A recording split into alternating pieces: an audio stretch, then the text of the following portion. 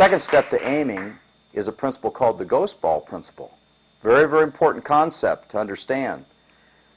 You'll notice here we have an object ball sitting on top of a little training tool. Now I'm going to raise this ball up so you can see what's under. There's an arrow.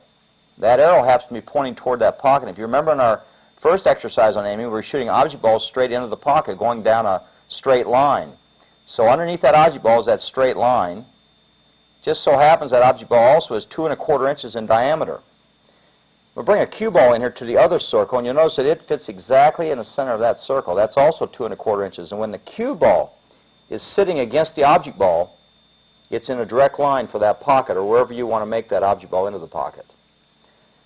So this is called a cue ball in a position of a ghost ball. As I move it out of the picture, you'll notice that the area where the cue ball was is now the area that we want to actually aim to. But we're going to be more specific. We're going to aim to the center of this point.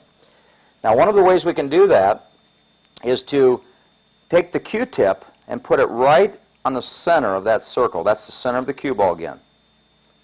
Bring it straight back to the cue ball, and the cue ball would be struck and go straight down that line. You notice that there's a straight line. Shoot it just like that. If the cue ball is at an angle over here, you'll have another angle. The cue stick will be pointing to the center again, and the cue ball must end in exactly the center of the ghost ball. In other words, wherever this cue ball is as it moves around, it always has to end up down a straight line toward the center of this ghost ball. Now, if you don't have a ghost ball trainer, what you can do is you can do it like my wife does at Miss Q. She has a very unique concept. We'll take this aim trainer out of here, and she does something that is not in any book I've ever seen. Learned a lot from her over the years, and this is a very unique, simple point. She'll go to the contact point of the object ball, go straight down to the cloth, and then move the stick back about half the width of a cue ball. Now, you've got a really good idea. You can actually see that and envision that in your mind. And you'll notice it comes back to the cue ball, just like that. If the cue ball is at an angle, she still does that. She goes to the center point of the object ball, down to the cloth, comes back halfway, center of a ghost ball, and then she puts her hand on the cue stick and swivels over to the cue ball.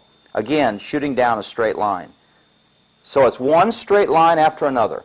Straight line, straight line, straight line, no matter where it is. And as long as you aim for the center of that ghost ball, you're going to be able to do the second part of aiming, which is going to take you to the next level and beyond, according to Dr. Q. You're looking for a great way to have fun, meet new people, and play some pool. Join an APA Pool League today. Visit us online at poolplayers.com.